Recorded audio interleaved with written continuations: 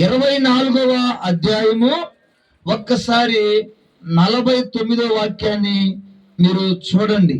మంచి మాట అక్కడ రాయబడి ఉంది. లూకా సువార్త 24వ అధ్యాయము 49వ వాక్యం. ఇదిగో నా తండ్రి, జాగ్రత్తగా వినాలా, ఇదిగో నా తండ్రి వాగ్దానము చేసినది, నా తండ్రి వాగ్దానము చేసినది మీ మీదకి పంపుతున్నాను. నిద్రపోకూడదు. ఇదిగో నా తండ్రి వాగ్దానము చేసినది మీ మీదకి పంపుచున్నాను. మీరు పైనుండి శక్తిని పొందు వరకు, జాగ్రత్తగా వినాలా, మీరు పైనుండి శక్తిని పొందు వరకు పట్టణంలో నిలిచి ఉండరని, మీరు పట్టణములో నిలిచి ఉండమని వారితో చెప్పెను. జాగ్రత్తగా వినండి, వారితో చెప్పెను. ఆయన బేతేలు వరకు వారిని తీసుకొని పోయి జాగ్రత్తగా వినాలా, చేతులు పైకెత్తి వారిని ఆశీర్వదించి వారిని ఆశీర్వదించుచుండగా ఆయన వారిలో నుండి ప్రత్యేకింపబడి పరలోక రాజ్యమునకు ఆరోహణమై వెళ్ళెను. మీరు ఇక్కడ ఉంటే కదా నిద్రమత్తులుగా అక్కడ ఆలోచన ఇక్కడ ఆలోచన శారం చూడు. ఏదో ఒకసారి గట్టిగా చెప్పండి, వెనకోలు కూడా చెప్పండి, గట్టిగా చెప్పలు కొట్టండి, గట్టిగా హల్లెలూయా హల్లెలూయా చెప్పండి, గట్టిగా హల్లెలూయా. పిల్లలు ఇక్కడ రాయబడిన మాట ఏంటంటే, గలిలయ మనుషులారా మీరు ఎందుకు నిలిచి చూస్తున్నారు? మీ యొద్ద నుండి దేవుడు పరలోకానికి వెళ్ళాడు. ఎక్కడికి వెళ్ళాడు చెప్పండి, ఎక్కడికి వెళ్ళాడు ఆయన? ఎక్కడికి వెళ్ళాడు ఆయన? పరలోకానికి వెళ్ళాడు. ఇప్పుడు ఆయన పరలోకానికి వెళ్ళేటప్పుడు నాసా చూడాలా, ఇప్పుడు ఆయన పరలోకానికి వెళ్ళేటప్పుడు ఆయన మనిషికి ఏమి ఇచ్చిపోయాడో చెప్తాను చూడండి. ఇప్పుడు ఆ శిశువులందరినీ బేతేను వరకు తీసుకొని వచ్చాడంట.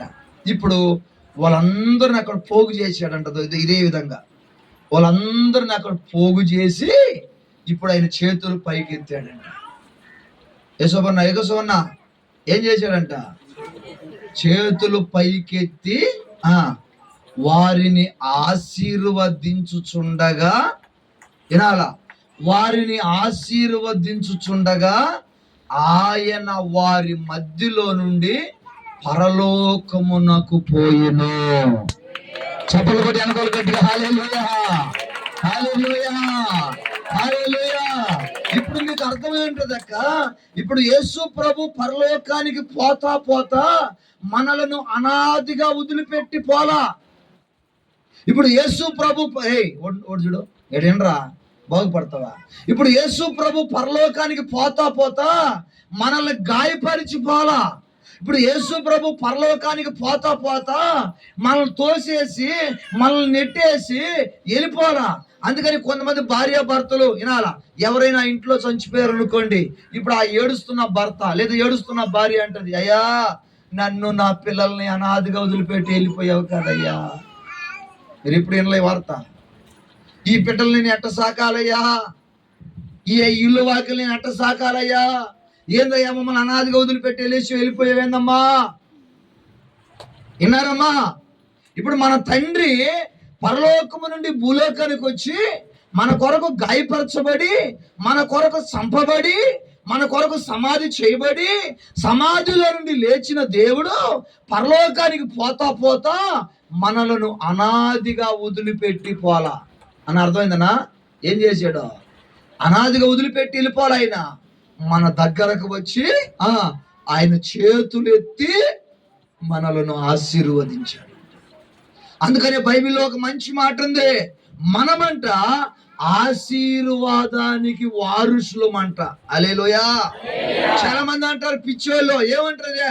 ఆశీర్వాదం దించో, ఆశీర్వాదం దించో, ఆశీర్వాదం కురిపించో అంటారు. కాదు, యేసు ప్రభు ఎప్పుడూ మనల్ని ఆశీర్వదించేస్తున్నాడు. అయితే ఆయన ఆశీర్వాదాన్ని మనం ఏం చేసామంటే కాళ్ళు అనుకుంటున్నాం. ఏం చేస్తున్నావు అక్క? ఆయన మధ్యలో ఈ ఆశీర్వాదం ఎప్పుడో నువ్వు పుట్టక ముందే నిన్ను ఆశీర్వదించేస్తున్నాడు. ఆ సంగతి నీకు తెలియక నువ్వేం చేస్తావు? నా పిల్లల్ని ఆశీర్వదించు, నా భర్తను ఆశీర్వదించు, నా వ్యాపారం ఆశీర్వదించు, నా కుటుంబాన్ని ఆశీర్వదించు. పిచ్చిదానా, ఆడ వాక్యం చూడు, అక్కడ వాక్యం చూడు. నువ్వు పుట్టక మునిపే, నీవు నీ తల్లి కడుపులో పడక మునిపే, నువ్వు ప్రభుని నమ్ముకోక మునిపే, నువ్వు ఆయన దగ్గరకు రాక మునిపే, నీవు నీ కుటుంబము ఆశీర్వాదానికి వారసులని బైబిల్ గ్రంథంలో రాయబడి ఉంది. నేను ఎక్కువ వివరించను, మీకు తొందరగా కొన్ని మాటలు చెప్పి ముగిస్తాను. ఇప్పుడు మీరు గుర్తించండి పిల్లరా, నేను బాగలేక హాస్పిటల్ నుంచి ఇంటికి వస్తే ఇప్పుడు నా కాడికి వచ్చి పోతా వాళ్ళు ఏం చేశారు? కానుకలు ఇచ్చిపోయారు. ఆపన్న రోజే పాపన్న వస్తా ఏం చేశారు? వాళ్ళ దగ్గర ఉన్న పదార్థాలు ఇచ్చిపోయారు. అయితే యేసయ్య అయితే డబ్బులు ఇచ్చిపోవాలా, పదార్థాలు ఇచ్చిపోవాలా? ఆయన ఆశీర్వాదాన్ని నా సొంతం చేసిపోయాడు ఆయన. హల్లెలూయా.